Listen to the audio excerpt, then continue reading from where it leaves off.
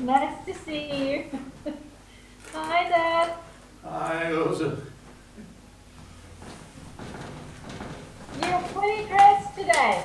Yes, we're full of beans. Thank you. And full of clothes. Are you all there? Are you all there? Ready and correct?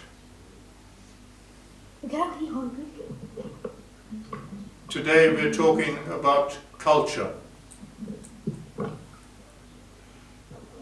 I think the first thing is that it's not the kind of culture that the Queen of England represents, and every white person in South Africa tries to represent, or used to try and represent.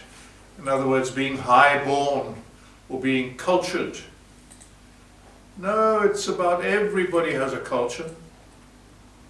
Everybody has a background, everybody comes from somewhere, everybody has lived somewhere, and culture is something of the place where you come from.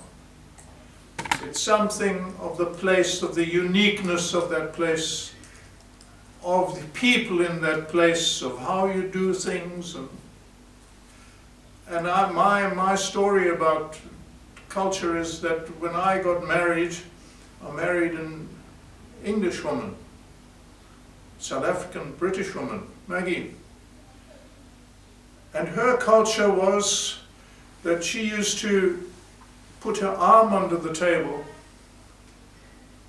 when you eat, the arm that you did not use.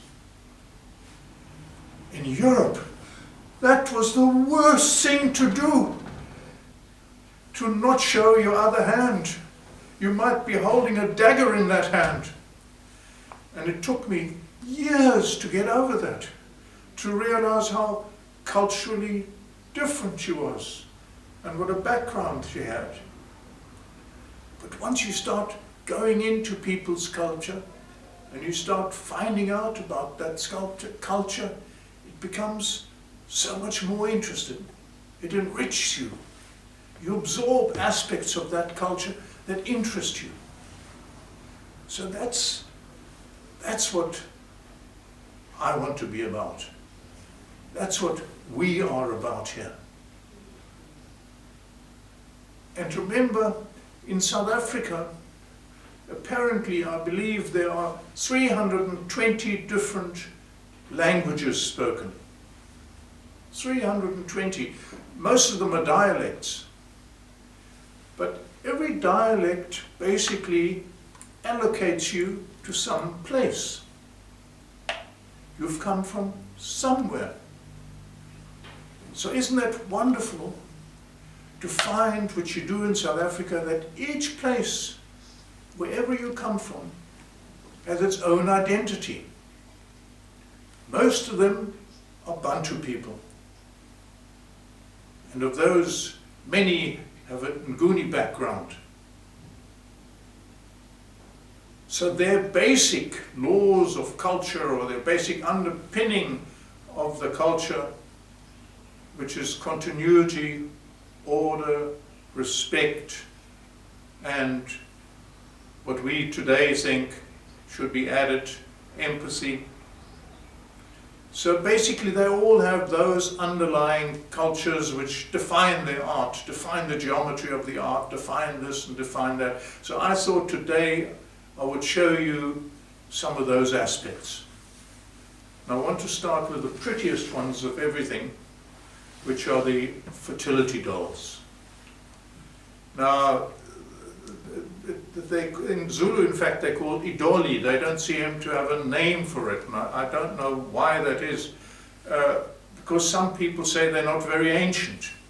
Some people say, no, that's a... But I think they are, because they are very, very, very important things. These are signals to a young girl, young girl, to introduce her to the idea of motherhood, to the idea that really one day you must continue our community, you must have children. So they're all about children. They're not about playing. These items are about the sacredness of having children. So what is interesting about it is that it begins, if you look, I'll show you the sweetest one of everything. This is the little tiny Zulu one. Can you see? And it represents a little doll, a little person. But as you can see, well, you don't know, but it's a Sangoma. You can tell by the black hair. You can tell by the red beads, the white beads, which means the link to the ancestors. And you see how it is horizontally made? The horizontal strips down the bottom there. Let me show you a bigger one.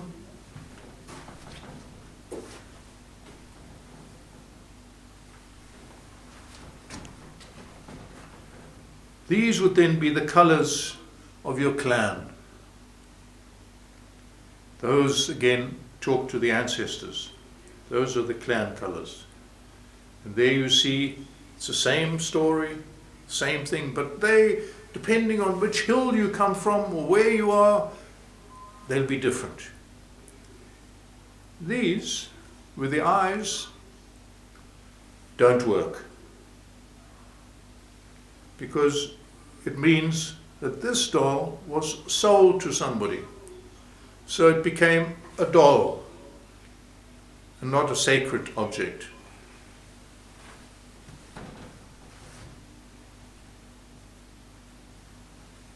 The most dramatic one is the one of the Ndebele people.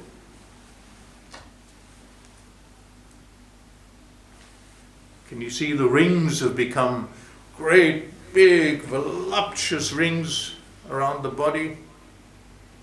And she's now, you can see that she's a fertility doll. That's what they're known as fertility dolls. So you can see how that was, and that represents, when you take that into the physical world,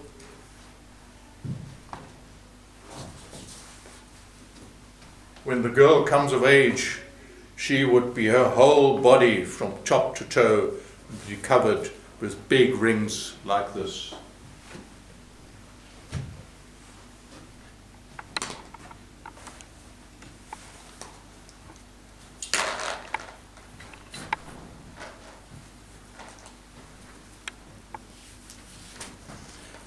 I'm not a girl, as you might know, but basically imagine my whole body being covered in these rings.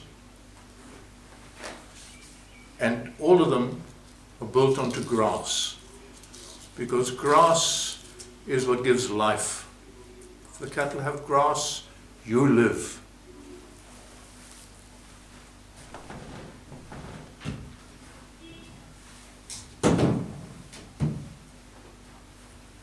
So to show you how every area has their own way of doing it, look at this beautiful little one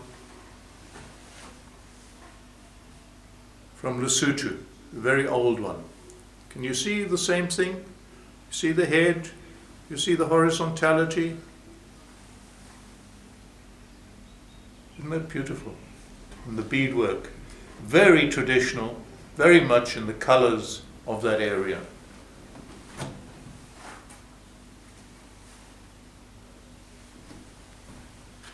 From the same area, but a different valley, the same thing again. It's Lesotho.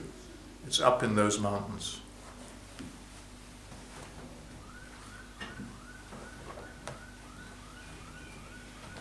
A very different one with a vendor. You see, there again is the body. There's the head. Some people say that these don't represent people, they represent penises. That may be the case. So this is a vendor fertility doll. Again, beautiful, simple, wonderful little magical thing.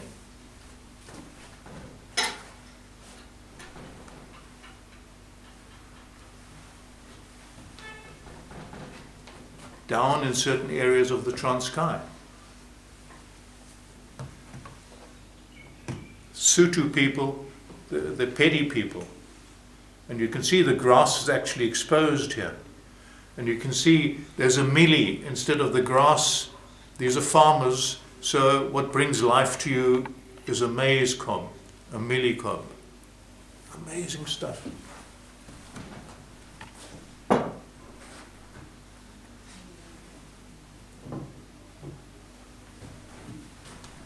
Namibia, Angola.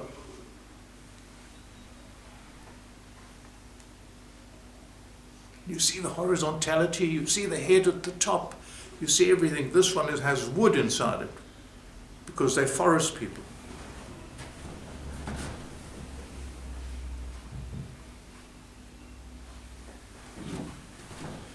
This is a very puzzling one. It's the most beautiful thing, and it comes from Namibia. It's the Herero people who made these things. And I wonder, the Hereros are very unusual people, because the Herero, in that original Bantu migration, when they came down the east coast from Central Africa, those people who came directly down,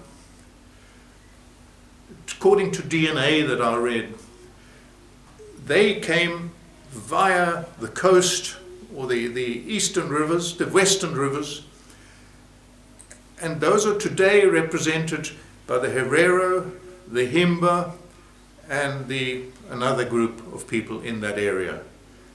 And you can see this is made by them. Probably the same sort of thing. This is how you become a mother. Instead of the rings, you actually make it different. And isn't that a wonderful sculpture?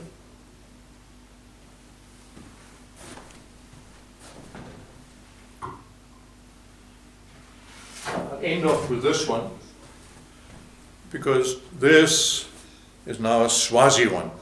There's the head, there are the ancestors, horsehair at the bottom, or wildebeest hair originally. This is given once she has chosen a man, after the great festival of the maidens. Once they become lovers, he wears this on him whenever they're going somewhere, whenever important events happen. He wears this. Between the two of them, they give it a name, and that will be the name of the first child. Isn't that a beautiful thing? Eh? You should all wear one. Eh?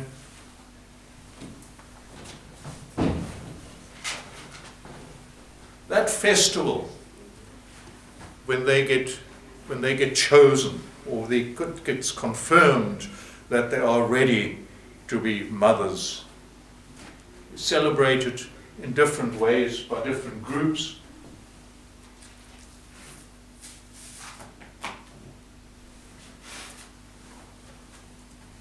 Before that festival, they will wear one of these belts, the women. And depending on where they come from, that's told in the color of these beads.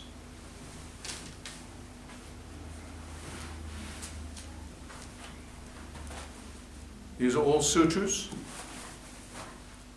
That what you're looking at here is Quechua on my breast.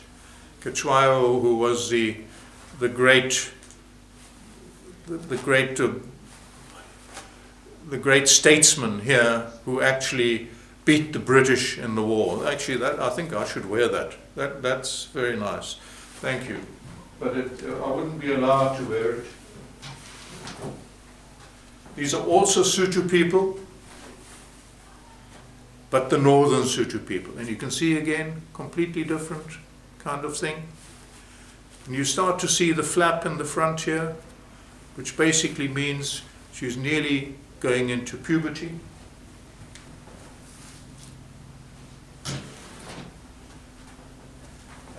puberty, at that ritual dance, at this great big celebration, you wear a belt like this, full of grass inside, the life beaded beautifully, and the colors of your clan, the colors of your hillside, the colors of where you are. And where you are, all these colors have a meaning. White is now, in this case, purity.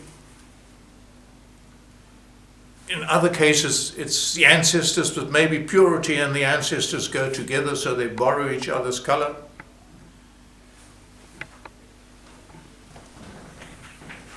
This one goes back. It doesn't reach all the way with me, but if you're a young maiden, it would reach all the way back. It is a very, very, very early Zulu one, which also has the same coloring, the same beads inside with grass. And this is from well in the days of Kachwayo, 1880s.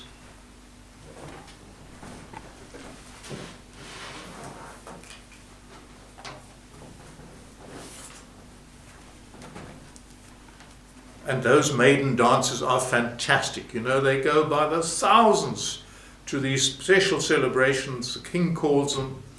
And in Swaziland, when the king calls them, he's actually allowed to choose some maidens from there. But whatever that may be, these are two very similar people living on different sides of a hill, which is shown by the addition of yellow. They come from Ngoma, from the area right up there where the king lives.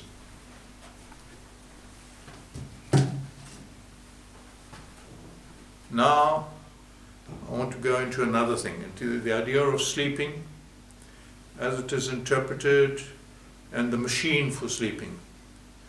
I think I told you last time,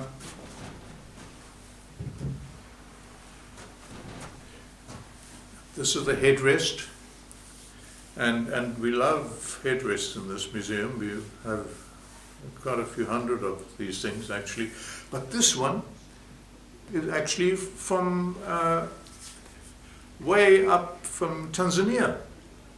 I was amazed when I went there and I saw these people up there have the same headrest. This could come out of Zululand, anywhere. But you can see it's your pillow. It's loved because you've been brushing it, you've been sitting on it, you've been cuddling it, and what we often say, this is your pillow, your security pillow. If you have that under your arm, it's your link directly to sleep and to the ancestors. The Zulus, of course, also use it for sitting. So I've brought a few headrests here.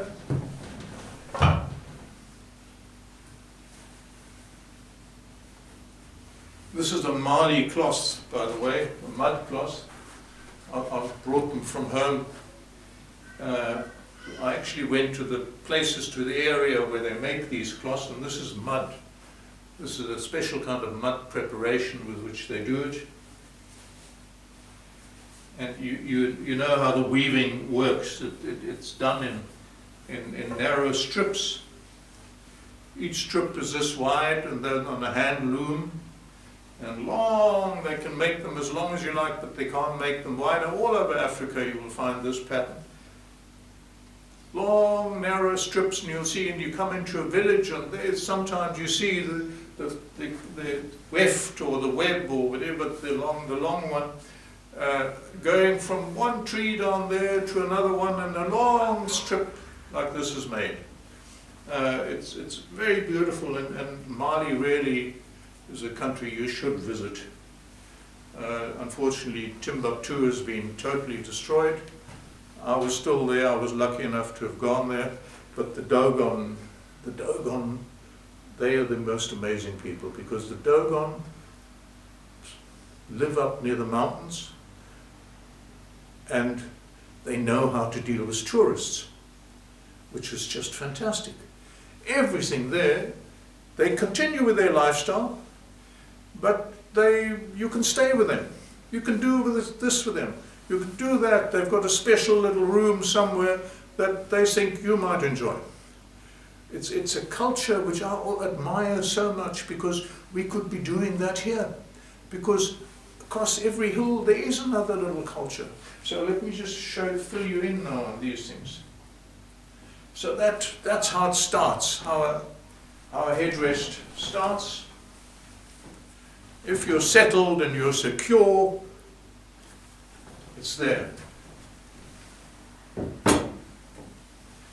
If you keep moving around, if you've got cattle or that sort of thing, you basically have a very simple thing that you sleep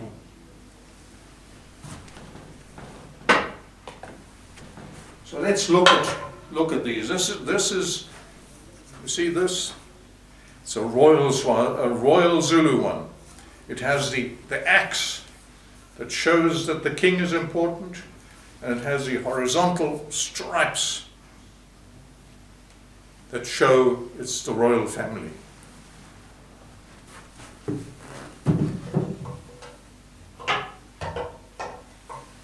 This is the most intelligent one, because it is a southern Nguni one from the Transkei.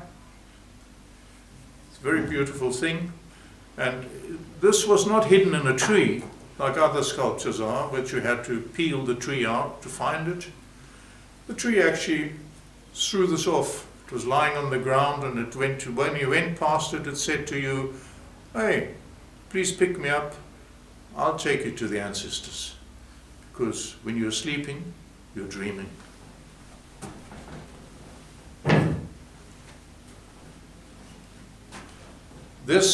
Those little marks that you see there will take you all the way up. They are all relatives of the Zulu king.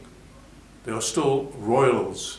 These are called warts amasumpas, and they are derived from body decorations. When you cut yourself in squares like that, you will end up with amasumpas. This is Swaziland. Swaziland that celebrates marriage, the marriage skirt of the woman.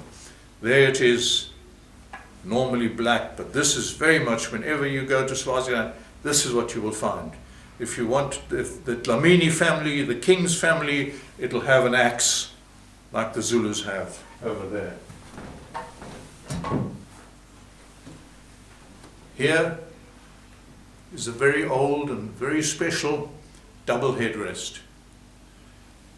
We don't know whether people actually slept on these things or not, two people, but it's certainly an absolute symbol of marriage.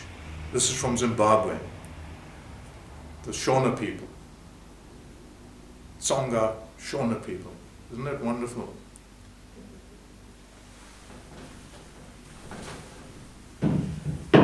So to close off with just a few more things. Right up in the north, the Maasai people. Look at that, isn't this a wonderful little sculpture? Look at this elegant little thing. So they can be absolutely minimalist, beautiful, beautiful items. So I'm really sold by this, and every one of them represents a different culture. Represents some people who belong to something bigger, but basically it's their little community that is the most important thing altogether. So I'm told that the time has come. I just want to tell you, so this is our last talk, and basically we will now close for an exhibition on the 26th of this month. There's going to be an exhibition here, and if you can see, it's going to be about the sculptures made by people in the northern Zululand, in the King's area, and it'll be recorded, and it'll be, and basically there'll be an exhibition in this room. We'll have to take down all this, and then we will go from there, but it'll all be photographed, and people will be, we'll put it onto bids and try and support these artists who are doing this wonderful thing. So that will be in the future. And now I will put this leg back there, this banana back there, and now we have question time.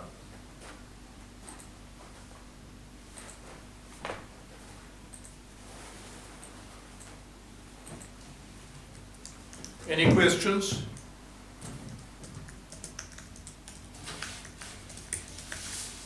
Jenny Hawker's there, she made it.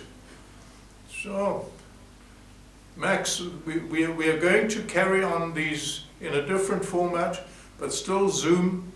We're going to carry on these Zoom meetings because it's so nice to be able to talk to people who actually, you know, really want to hear it and really want to be part of this thing. So one of the things we've done, we've redone the one with the terrible sound, and that's now been redone. We reran the whole thing, and we're going to be posting that or sending that to you.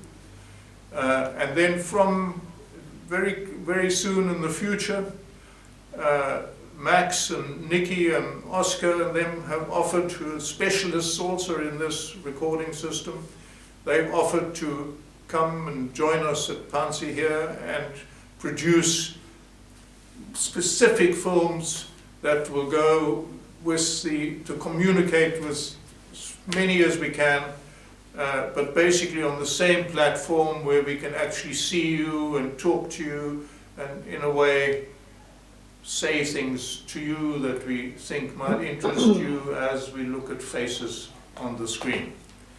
So, thank you very much. So, what questions are there? Mikula. Yes? Mikula. Morning, hi everyone. I was wondering if you couldn't speak a little bit before everybody goes about the Google, if they want to find out more about what has been put on the platform of Oh, Google. yes. Speak a little bit about that. That's. I think it's a fantastic thing that we are on the world stage. So thank you. Dr. Ashantewan Gidi, who's speaking there, is basically our ambassador. She brings all the important people to us. She has studied African culture and that sort of thing. So she is very important to us, and I'm very glad she's watching.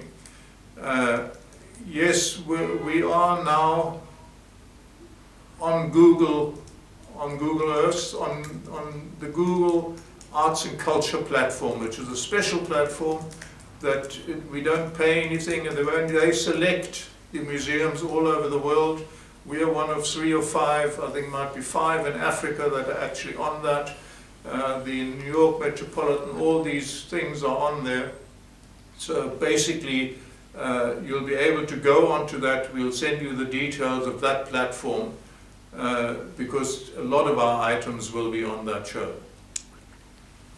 So I believe now there. 1 minute. One more question, please. Anybody anything to say? Thank you. So thank you very much. Just want to say, after all the criticism last week, of which I was one of the critics, this was great today. The sound was perfect. It was really a great lecture. Thank you to everybody who was involved. Well, thanks very much. Yeah, we worked quite hard this morning to get it all to work. And it's a work in progress. You know, none of us had done it before and trying out things. So, you know, thank you very much. It's great that you were comfortable with this one. Did you like it, Jenny?